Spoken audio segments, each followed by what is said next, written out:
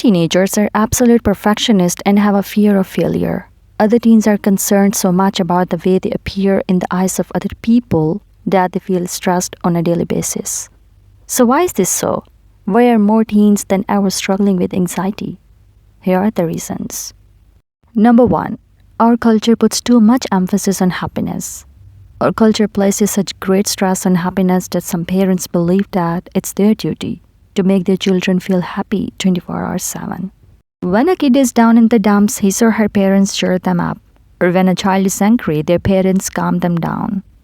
This way, children grow up believing that if they're not happy all the time, then something isn't right. Not only does this idea arouse feeling of confusion, uncertainty, and worry, but it also prevents children from understanding that it is healthy and normal to feel worried, disappointed, afraid, angry, and sad sometimes as well. Number 2. Children aren't learning how to manage their emotions.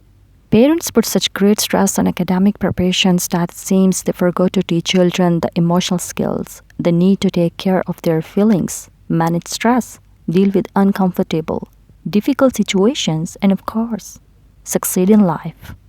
Number 3. Parents are showering children with unrealistic praise.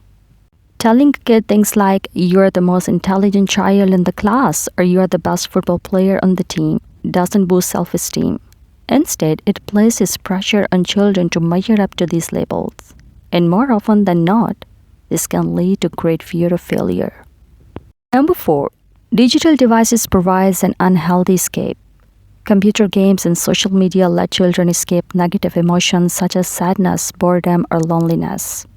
But the thing is that using digital devices to avoid sadness or discomfort actually prevents children from developing the coping skills and mental strength they need to deal with everyday challenges.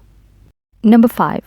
Parents feel the need to protect their kids rather than guide them.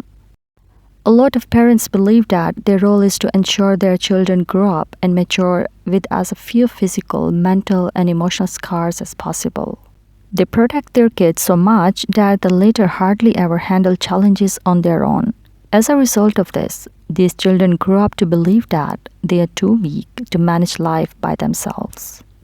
Number 6. Parents allow their own fears to affect the way they raise their kids.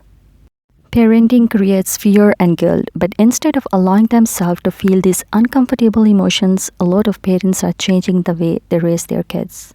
For example, they don't let their children out since this triggers their anxiety, or they are overwhelmed by feelings of guilt, saying no to their children so much. As a result of this, they teach their children that uncomfortable feelings are unbearable.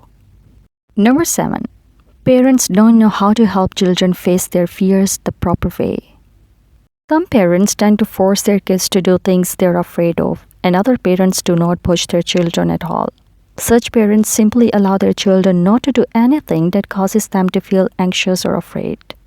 Exposing a child to the thing he or she is afraid of is an effective coping strategy, but only when it's done gradually. Without proper guidance and practice, children never develop confidence that they can overcome their fears directly. Number 8.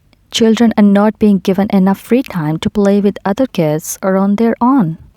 Whether kids play with their peers or alone, both unstructured and solitary, play are important for them as they teach them how to be creative, think on their own, handle disagreements without the help of an adult, and of course, feel comfortable in their own skin.